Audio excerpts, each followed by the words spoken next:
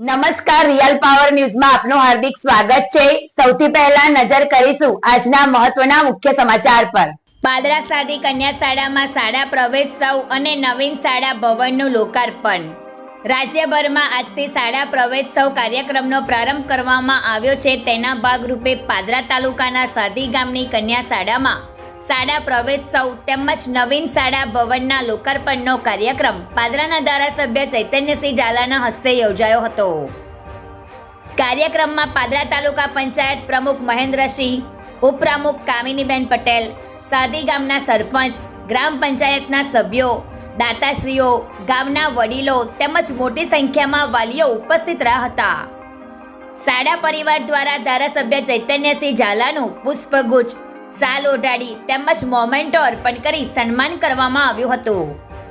આ ઉપરાંત મંચ પર બિરાજમાન તમામ મહાનુભાવોનું પણ પુષ્પગુચ્છ દ્વારા સ્વાગત અને સન્માન કરવામાં આવ્યું હતું। ત્યારબાદ આંગણવાડી અને બાલવાટિકા ધોરણ 1ના બાળકોને શાળામાં પ્રવેશ આપવામાં આવ્યો હતો। આ સાથે લાખો રૂપિયાના ખર્ચે નિર્માણ પામેલા નવીન શાળા ભવનનું લોકાર્પણ પણ ધારાસભ્ય ચૈતન્યસિંહ ઝાલાના હસ્તે કરવામાં આવ્યું હતું। આ પ્રસંગે ધારાસભ્ય ચૈતન્યસિંહ ઝાલાએ વિદ્યાર્થીઓને અભ્યાસ ક્ષેત્રે સતત પ્રગતિ કરી ઉજ્જવળ ભવિષ્ય ઘડવા શુભેચ્છાઓ પાઠવી હતી। પ્રકાશ પટેલનો report, real power news, Padra.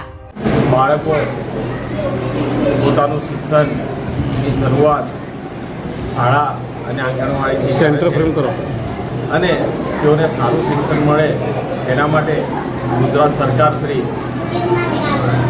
બાળકોને શાળામાં પ્રવેશ અપાવવા માટે શાળા પ્રવેશોત્સવનું આયોજન કર્યું છે।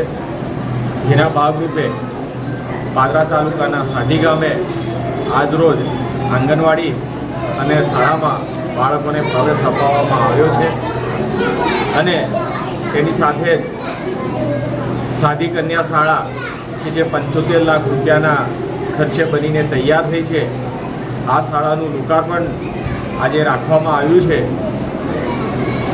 સાદી ગામના સર્વે વિદ્યાર્થીઓ, બાળકો અને વાલીઓમાં ખૂબ જ ઉત્સાહ જોવા મળ્યો હતો અને સરકારશ્રીનું શાળામાં પ્રવેશ અપાવવાનું જે પગલું છે તે બાળકોને સારું શિક્ષણ અપાવીને આવતીકાલનું ભવિષ્ય મજબૂત કરશે, તેના માટે સૌમાં ખુશીની લાગણી જોવા મળી હતી।